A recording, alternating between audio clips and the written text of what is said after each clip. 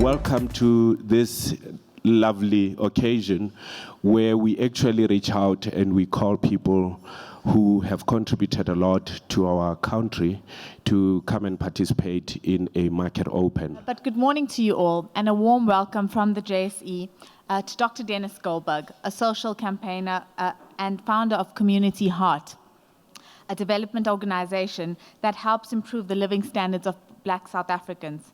Also, a special welcome to music legend PJ Powers, or affectionately known as Mpho Koldu Tandeka, and to our young accomplished entrepreneur Nadev Osendriver.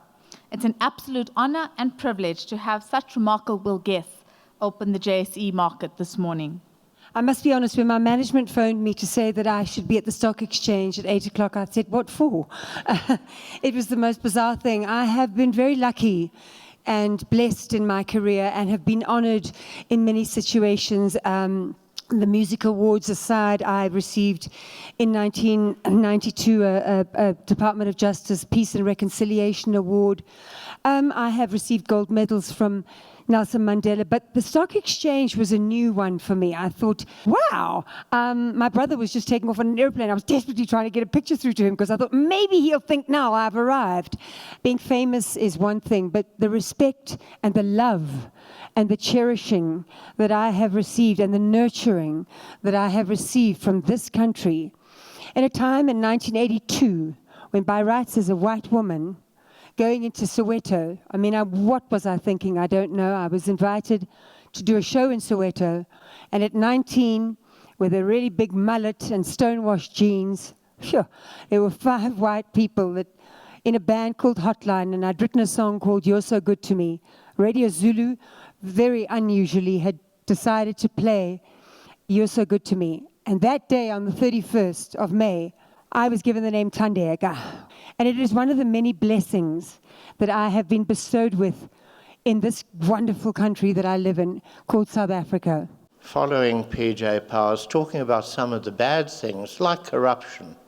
We do go on and on about corruption in the government sector, from central government, provinces, municipalities. We don't talk about those who pay the dirty money. What's the morality there from business, white and black business? There's no question.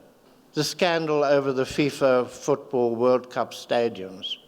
9 billion stolen from our people. It was a massive story for 2 days and then it died because it's the private sector. That's legitimate business. We are citizens in a country which has huge potential, PJ. Thank you for saying that. We have huge potential. And we're not realizing it because you and you and you and you, many have now got jobs who could never have got them before, and I'm grateful for that. But we need much more. I want to start off by thanking Nikki Newton-King and the JSE for inviting me and for allowing me to speak here. I don't know if you all know, but my dad works for the JSE and photographs.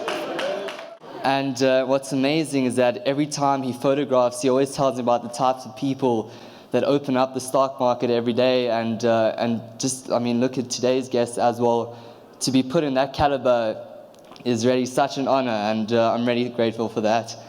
But just to explain why I think I was chosen, when I was 15, we went to the Kruger National Park, and we had a quiet trip. We didn't really see a lot of animals, and so I thought I wanted to find an easier way of seeing more game, and so I can experience more and have a better time. That's when I decided to start an app called Later Sightings, or a website and social media. Because this app is real time and it's live, rangers and vets can also attend to animals that have been reported to be injured or poached immediately, and through that we managed to save over such a high percentage of the wild dog population, or rhinos, and all these endangered animals we're able to save because of technology and because of wildlife.